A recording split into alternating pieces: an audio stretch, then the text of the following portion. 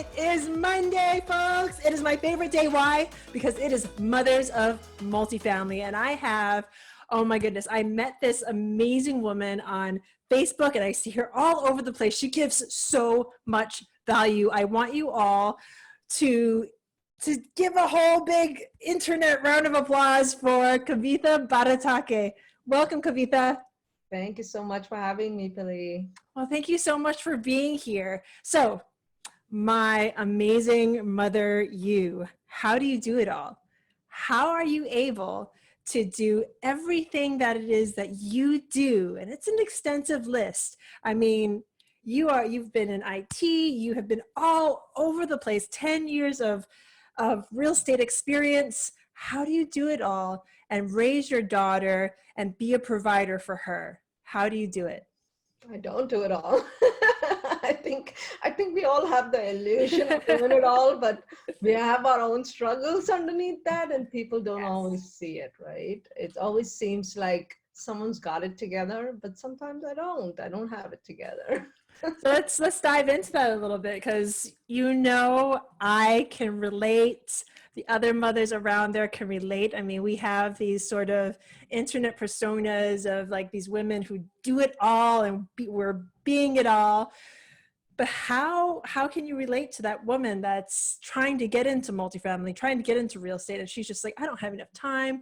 I have my kids. I have my husband. I don't have a husband. What do you say to her? I'd say, one step at a time, right? You don't conquer it all in one day or one, I just got off the call with someone who's really new to multifamily, and she said, oh, I just literally got introduced to multifamily 10 days ago, so you start somewhere. We all start there, right? And we didn't just wake up and learn about any investing or multifamily or anything under the sun.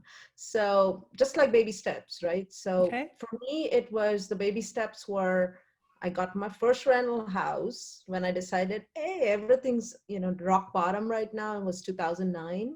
Okay. So I got my first rental house, and I tried to, my realtor was trying to sell me like 10 houses on the same street, all on foreclosure. And I'm like, oh, no, I don't think so. I wish I could sign up for that, but I don't know what it is to be a landlord. Mm-hmm. And I don't think I could support, I'm a single mom.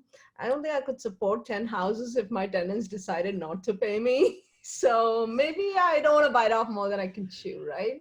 Smart. Well, let's do one and see how it goes. I want to learn the experience of being a landlord, what it involves. And my first tenant was like the absolute best tenant I ever had. So it was lucky.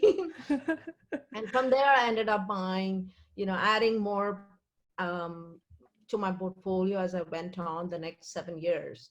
So a lot of it was like that whole BRRR strategy or whatever, where you refinance. I didn't know it was called that, honestly. For me, it was just like, oh, I have equity. What do? I pull it out and I buy another house. It just makes sense, right? And after that, someone told me about this BRRR strategy. And I was like, oh, that's what it's called. It's got a name. It didn't back then. It wasn't until the advent of Bigger Pockets that that name came out. That BRR, I don't know how many R's came out. I think, yeah. Yeah. Rehab, refinance, I don't know.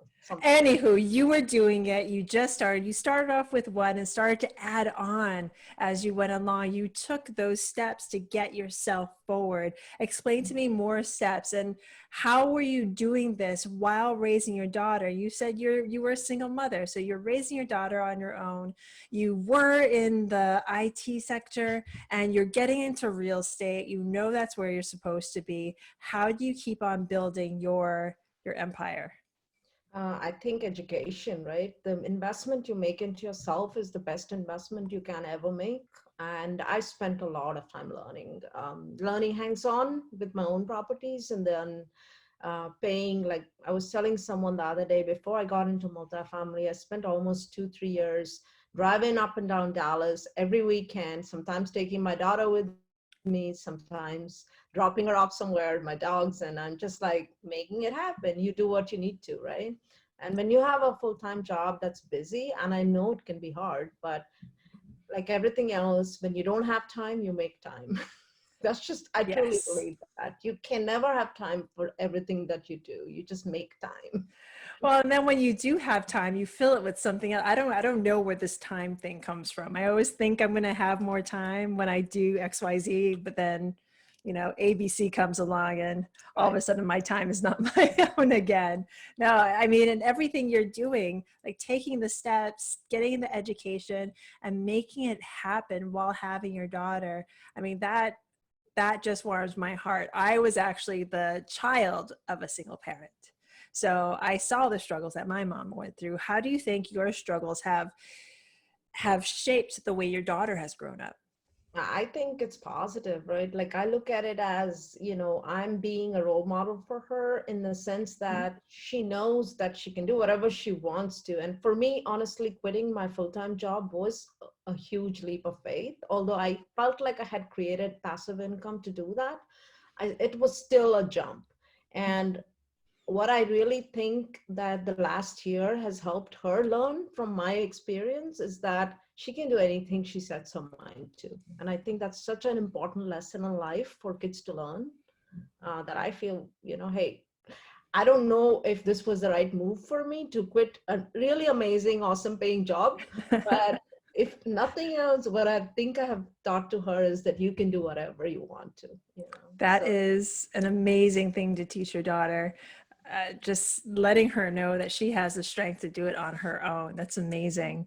That is amazing. So tell me about you. Like I see you on Facebook and you're always giving all the value. I mean, like hashtag all the value. And that's how like I started noticing you. We weren't friends right off the bat. I just started noticing your posts and I was like, all of a sudden I was like, I need to know her. And then I started hearing your names from like Liz Faircloth actually wrote me an email saying, Peely, you have to have this list of women on your podcast. And you were there. You were right there. And I was just like, okay, well, I have to have her on. And then we started having conversations online and it's just, you're all over the place giving value. That's the thing. You're always giving value. Tell me a little bit about what you do online and how you promote just this amazing mindset. um, I think for me, the sort of giving value was essential for me to establish my business. And honestly, a big part of it, I have to give credit to a few multifamily mentors that happened to come my way when I started early. And I realized that any business should be first and foremost about giving value to people or bringing value, because I never liked hard selling. That's just not me. And I identified that very quickly before, we've all been through a hard sale. You Mm-hmm. had someone sell you a car, and I'm like, that's someone. Every time I thought of sale, I cringed. And when I started my own business, I was like, I just don't want to be that person, right? Mm-hmm. So for me, I think value creation is a very important aspect of that. I always want to feel like I'm bringing value to people, and if that means they're interested in my product, so be it. If they're not, it's not for everybody, and it's okay. And truly and speaking, bringing I think educating people really makes me happy. A friend of mine was telling me the other day, it seems like you're more into education than you're in real estate. I'm like, I actually believe that's true. I love doing these webinars. I love connecting with people and just talking face to face. So I just realized it's my persona. It's what I enjoy the most. So it's really not so creating value is not like a secondary part of my business. It's like the primary part of why I exist. And I feel like I'm adding something to people's lives and it makes me happy. It just does. It's not That about the money. See, that's amazing though. I mean, as real estate professionals, as real estate investors, that's all we really do. So you're just extending what we do. We add value. When we purchase a multifamily building, how do you make money? You add value to it. So how do you promote and help the world by adding value to it? So you're just basically taking the tenets that we live by and extending it into education. And for all my listeners out there, mamas, if you're looking for value, if you're looking for some way to step up and like take the next step, you need to find podcasts. You need to find free content, there's so much free content out there. But I'm going to jump into something that you just talked about. You talked about mentorship. How did actual mentorship and doing your due diligence and finding a mentor, how did that help you take what I can only assume is your largest step? Absolutely. I think having a mentor is absolutely critical to making that big leap, because on your own, I mean, I did my single family on my own for 7 years, but what I've done the last 3 years has been a huge step up from what I did 7 years before without a real mentor to guide me.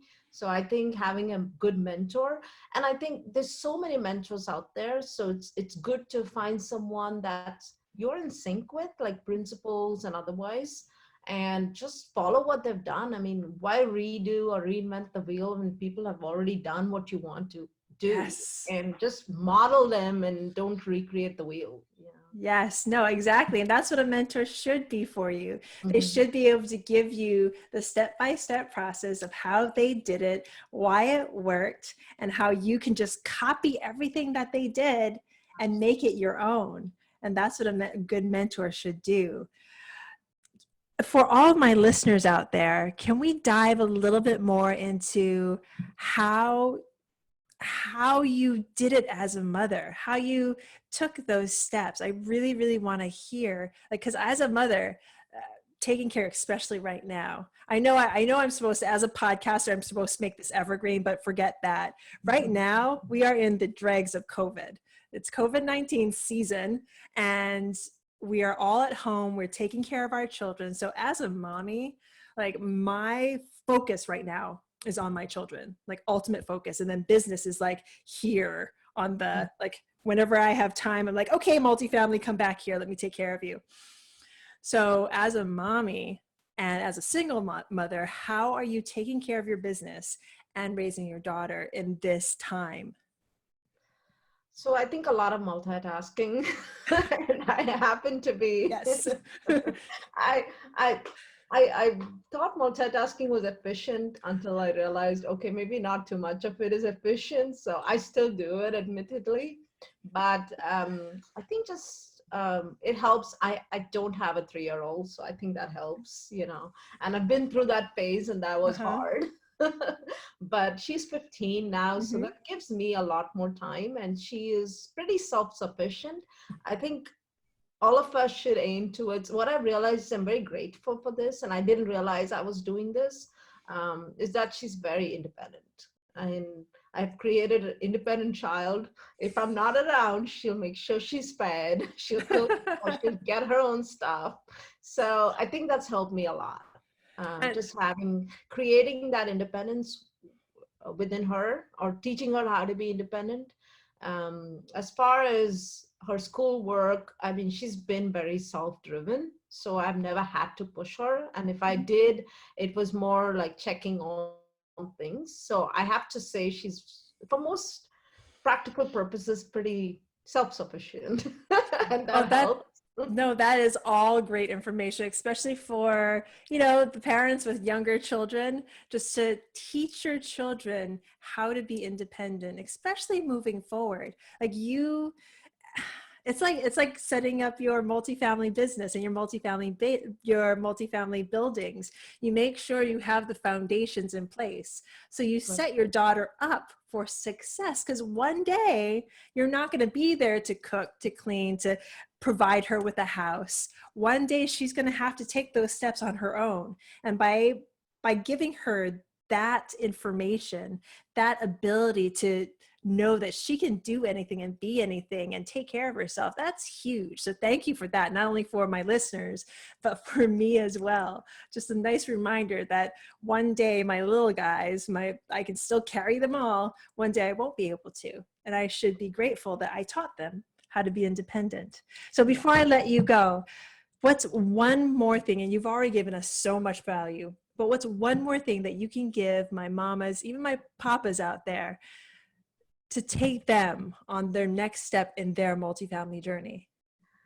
I think for me, my mindset's been really important.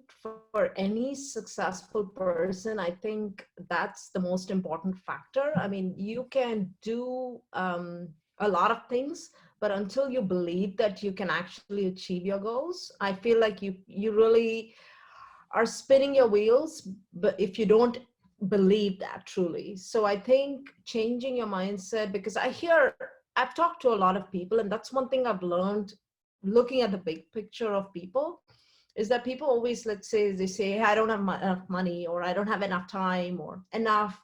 They're looking at the lack of, right? And when you're looking at the lack of, you cannot create the abundance, or the the you know the abundance of it is comes from focusing on the abundance, or the that's one thing I've been teaching my kids as well. So I'm doing this financial education series for teenagers and kids, since during the COVID crisis, I thought, okay, how can I give back to these kids? And that's something which is really close to my heart. And what I've realized is, when you can teach, one of the things I did teach my kids the first class was that I always want you to focus on abundance, whether it's health, wealth, happiness, whatever in life, right? Like, change your mindset to look at the positive, and at the not the lack of, right? If I don't have enough money, I'm not looking at, oh, I don't have enough money. I'm looking at, how can I create more? So I'd say that's probably the game changer, in my opinion, for me, and for people that I've seen were successful. They never focus on the lack of something. It's always reaching for the more. There's always enough out there. I love that abundance mindset and that how can I mindset. Yes, we are being faced with this crazy crisis. We're in the midst of a pandemic, but just staying in those, like having that, letting yourself stay in the dregs of negative thought isn't going to help you. You have to believe in order to achieve. You have to believe that you can take that next step. Even in these crazy times, you just stop looking at the lack of stuff and look at the abundance. All of that information, thank you so very much. I mean, for my listeners, if that hasn't helped you take the next step, I don't know what will, because that is the abundance mindset to the umpteenth degree. So thank you so much for coming on today. I'm so grateful. Thank you for having me, Pili. I saw you at Raising Capital Summit, and I was like, Yes. I need to talk to her. So Yes. it's Yay. awesome to finally catch up. And you were Yes. amazing there. So Thank you so very much. And thank you inspired. so much for coming to that. That was so much fun. Adam Adams, Raising Capital Summit, Raising Money Summit. Aha. Raising Money Summit. Yes, Raising Money Summit, fantastic. I know he's going to do it again next year. So if you're all listening to this, I think he has tickets on sale. So it's amazing. And then before I let you go, how can my listeners reach you? How can they find your education for teenagers? How can they figure out how to take the next steps? If they want to talk to you, where do they go? Sure. I have my business is called Cherry Street Investments. It's cherrystreetinvestments.com, and I'll share the links with you. Perfect. I also have a webinar sign up there. So normally I do twice a month webinars. Right now, with COVID season in progress, my webinars are dialed up to once a week for adults, and then Awesome. I have once a week for kids as well. So Fantastic. I will leave the links in the show notes because those webinars are key. They're key advice and they're so timely, especially since you're letting them out once a week. I know whenever there's information, you have it and everybody else should too. So again, thank you so much. thank you so much, Billy. It was great talking to you. And for all my listeners out there, again, if you loved what you heard today, please rate and review, subscribe. It would mean everything to me. I'm so grateful to you for listening. Bye now. Hey guys, again, thank you so much for taking the time to listen to our show. And if you love what you see, and I know you do, please rate, review, and subscribe. It would mean so much to us. Yeah, it absolutely means the world to us, helps us get out to a wider audience, really just capture more people that we can help here with this show. Again, if you're getting value, check us out. Thank you again. So grateful to you.